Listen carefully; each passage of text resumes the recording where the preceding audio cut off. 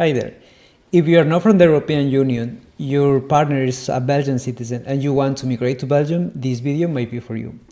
So here I'm gonna share my experience of a visa application, long stay visa type D, for the purposes of cohabitation with a Belgian citizen. I did this application from Ecuador, and it was meant to join my girlfriend in Belgium. In this video, I'm gonna go through all the requirements, what was my experience with it, and later we will see the waiting times until I got my visa. So let's go straight to the documents. As you can see, here is the official website of the Embassy of Belgium in Peru, and I did actually my application from Ecuador. If you wonder why in Peru then, well, it turns out that there is no Belgian embassy in Ecuador, so actually in my case I had to do this application in the Embassy of Belgium in Peru. So please always refer to the official sources. In my case, any hesitation that I had, I asked by email, and then they came back really in one day, or even the same day that I sent the question, so it was really fast. Please take a look also of this last update that I'm pointing out right now. Since, when the time that you're looking at this video, maybe there is a new update. Like here says January 15, maybe when you're looking at the video is another one. And this means that anything in the process can change regarding the process itself or even the requirements. So take a look at that. So let's see, I had to gather all of these 13 documents. All of these documents I had to send by regular mail, since this application actually I could do by distance. So I could just send all of these documents together with my passport by regular email. So I didn't have to go to the embassy actually. So I don't know, it depends on the case to case. My case was like this. I applied for another country, so I could send the documents by regular email, and then I got it back when there was an answer. Let's see the documents now one by one. As you can see here, valid document. Well, this is the passport, right? I had to send the actual passport. It was not a copy, it was the actual passport. And in this passport, actually, they put the visa, if approved, of course. And then I got back the passport with the visa on it. Okay, let's see, 2 long stay visa forms. So the thing with this is that, of course, it's for 6 months, but you may wonder when these 6 months start. So in my case, the whole process, like from the day I sent the documents until I got my passport with the visa back, it was 4 months and a half.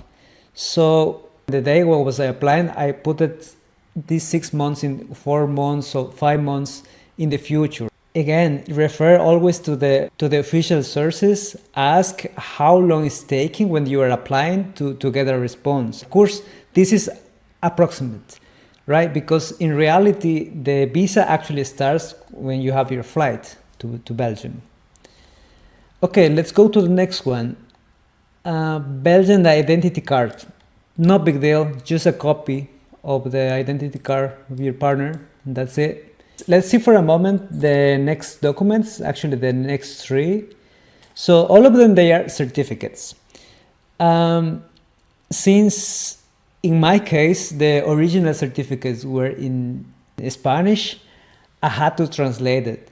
But before translate, actually I had to get an apostilla, which is basically something that makes these original documents available to be used abroad. So I got these 3 documents in Spanish. I got an apostilla for each of them, and then I translated all of this, right? The original, the apostilla, all of this was translated. By who? Well, in this website also I found a translator that was authorized by the embassy. So I had to contact one of them. What else I had to do in this tree? Yes, there is also a legalization. You don't have actually to do this, but there's something internally in the embassy that you have to do. And this legalization is basically a verification of the translator signature. Practically, it means that they charge you for each legalized signature. I think it's $20 each document. I'm not sure about this, but it's something like that. But anyways, it's just practically it's just something you have to pay. But we will see that later in the payment section, which is at the end of this list. Let's see, medical certificates. Yeah, no big deal about this. A doctor that was authorized by the embassy. So the certificate actually was in French, I think, the one that I got. You don't have to do anything with that. You don't have to also legalize or anything. I didn't have to do it. Next one, document providing the stable nature of relationship. In our case, when in the moment of the application, we had already 3 years together. We had a lot of material. So basically we organized an Word document with a table of contents, and we organized that for sections for years, let's say. So yeah, like for example, the first year we went to a party together, a birthday with her family, with a trip together. All of these items we put the table, and then we also provided a proof of each of them, right? If I don't know, a party, and then we put it photos or in screenshots or emails, letters, anything that can anything that can help you to prove that actually you had a long relationship. I have here some stories that actually, because if you see here, you know, it says one of the options here is that you have known each other for at least 2 years. I know a couple actually that they had less than 2 years, but they still got the visa. So I think this is not really like rigid, you know. I think this is, if you don't have all these years, I think I believe that you have to worry that much, right? But yeah, that's based on again my experience and what I have here. Next, documents provided your partner has a stable, regular, and sufficient means. So yes, as I say here, is you can provide, for example, the last 12 pay slips. For my girlfriend, we didn't have actually the 12. We have just 5. Because before working, she was studying yet. So we just provided 5, and then we also provide what she was doing before working. So we provided like student jobs, and she was studying. So we provided a study certificate, stuff like that, just to prove that she was not doing anything before working, right? So we provide this information for they have an overview of the last year of her life. What else? Yes, and also here, you know, it is actually a number to provide that it is enough money for subsistence, and this number is 2,089 euros netto per month. This is the salary that your partner has to have. Next one, document providing that you have. Yeah, this is the travel insurance. The embassy told me that this travel insurance has to cover the 6 months of your visa. So again, this of course is approximate. So you have to put this 6 months time period in the future, and so yeah, take into account how long maybe the embassy is gonna take to give you a response. So in my case, again, it was 4 months and a half. So I contracted this travel insurance 4 months and a half, or around 5 months in the future, right? whereas proof of sufficient accommodation. So here basically we provided a lease contract of the apartment, and that was that. Payment of consular fees. This was a payment for actually the embassy. It was money that we had to send to the embassy bank account in Lima, Peru. But we also paid together with this fee. Also remember that we had to do some certifications of the signature for these three. Wait a minute. Yes, for these three documents. So we paid all of this together, like these three certifications, and then also the consular fee, and this was about $270. And the last payment, that was the red advance. So yeah, this is basically a payment that you have to do to the ministry in Belgium, to a Belgian bank account. So it's better if you send this money from a Belgian bank account as well, because this is in euros that you have to pay.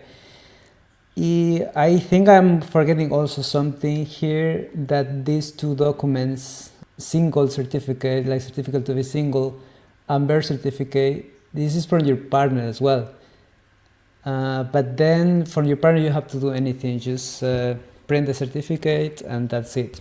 It's the one that's, is from you. If there is in another language, you have to translate the apostilla and so on. So yeah, that's it. I think that was it. Now I'm gonna tell you how long it actually took to get, or at least how was the waiting times, right? What happened when I sent this folder with all these documents. So I actually applied like 1st June, the first week of June of 2024.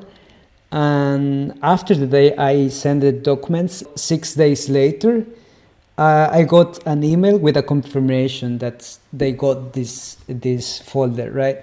So after that, 6 days later, I got another email saying that my application was about to be registered in the system, but that it still needed to pay. And for me it was this payment that I didn't do at the beginning. Actually, they told me, if you have everything, this payment of the legalization and this payment of the consular fees is okay. So that's why I didn't send the payment. I paid that. So the next day they sent me a confirmation saying that, okay, this is the beginning of your process, right? This is the official date that your request begins. So after that I had to wait 16 days, and then I got another email saying that your request has been sent to the ministry to Belgium for a final decision. So what happens here, I think, is the embassy takes a look, first look of your application, but actually at the end they had to send to Belgium for a final decision for your visa. Then after that I had to wait 6 weeks actually, and then they say me, your request has been registered in the system of the immigration office, and they sent me also a code, like 5 numbers I think. And actually practically this means that you now can check, I could check the progress of my file in this website, follow up a visa application. So at the end there is a form that you have to fill, that you can fill, and then you choose here the embassy where you applied for your visa, and then the code that they send you by email. So you look for here, you search, and then you will be able to look for the status if there is any update. So if you can imagine, I was like looking like crazy to this website for some time, Actually, after receiving that notification, I waited like 6 weeks more, and then I got another email saying that yes, your application is approved, but we need still some an extra paper.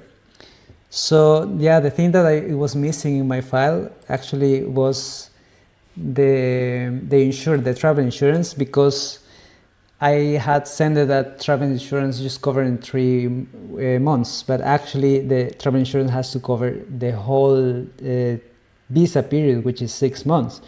So yeah, for this, again, it was easy. You just had to complete the travel insurance 3 months more in order just to complete the 6 months, and that was it.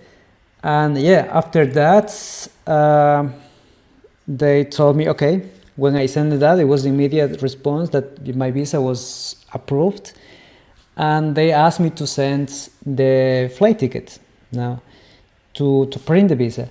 So I sent it, I think, the next day, this flight ticket, and the same day they say, okay, we received this, and we're gonna print your visa. And 3 days later, they say that my original documents were ready to pick it up. And remember that I did this visa application in the embassy of Belgium in another country. So also to return the documents, also they used a pickup service of DHL. So I contracted this service, of course. They pick it up, these documents, and send me then to my address in Ecuador. And yeah, so after this notification that the documents were ready, 3 days later, the documents were picked up by DHL. And after 7 days, like after 1 week, I got my documents in Ecuador, and with my passport and the rest of the original documents. The passport was already with the visa on it, and yeah, that was with that I could already travel, right? So yes, I hope that's everything that I wanted to say here. But yeah, if I skipped anything, just please let me know in the comments. I will be happy to answer any question that you have. I hope that you find some insights about the process of the visa application. And yeah, I hope I can come back with another videos.